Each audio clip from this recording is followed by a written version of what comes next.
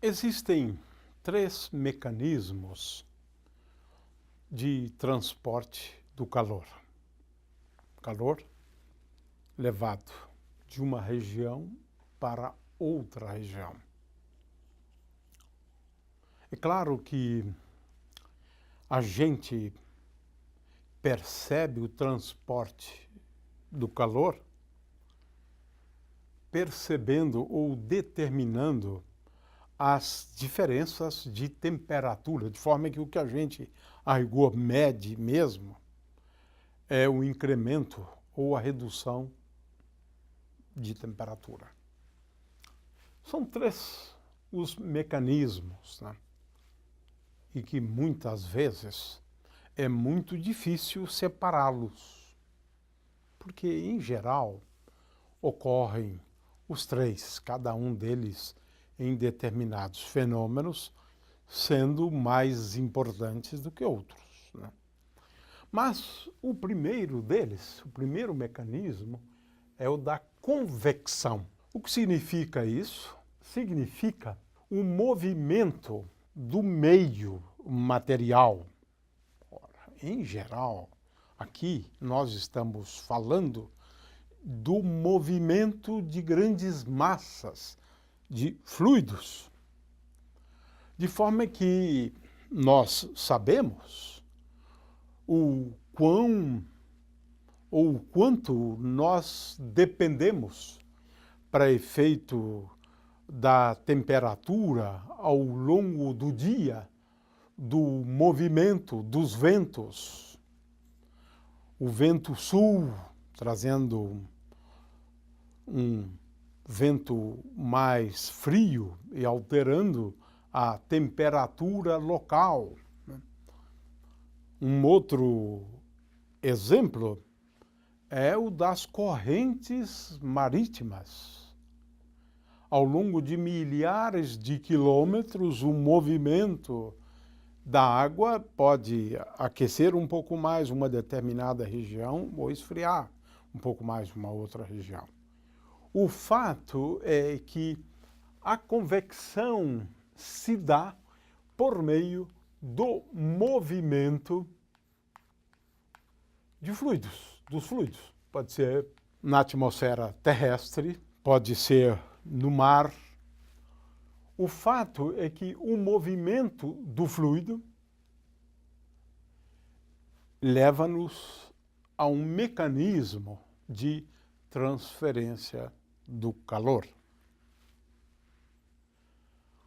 Um segundo mecanismo é o mecanismo da condução. É um pouco diferente. Ele ocorre principalmente nos sólidos, né? Mais fácil a gente perceber isto.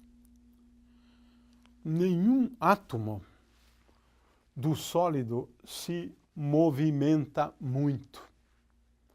Ele fica praticamente onde está. Mas o calor se propaga. De forma que, neste caso aqui, é um mecanismo de transferência de calor por conta da interação de um átomo com o outro. De forma que esse mecanismo envolve transferências de energia de um átomo para o outro. De forma que até que este último aqui, né, sofra o efeito ou tenha o efeito, né, esta parte do corpo estar à mesma temperatura das demais partes do sólido. O fato é que, no caso da condução, nós temos uma espécie de propagação do calor átomo a átomo. Os átomos permanecem onde estão.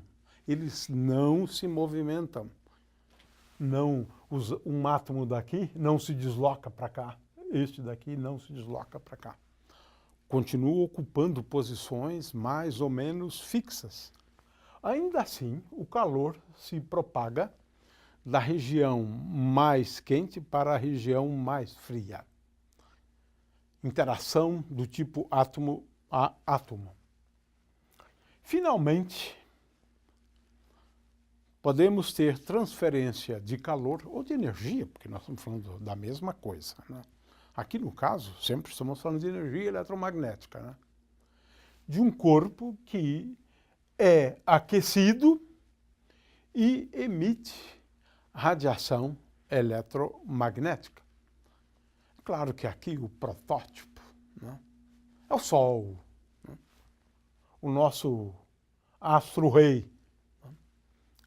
Ele está a uma temperatura muito alta e emite radiação eletromagnética e que chega até nós. É claro que isso aqui, um exemplo, digamos, extremo, temperatura está a 6.000 graus Kelvin. No entanto, uma panela aquecida emite radiação. Qualquer objeto aquecido a uma determinada temperatura emite radiação.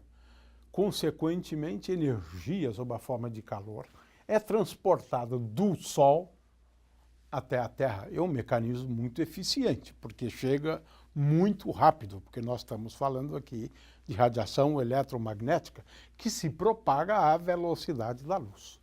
De forma que nós temos aqui basicamente 3 mecanismos, né, de transferência de calor.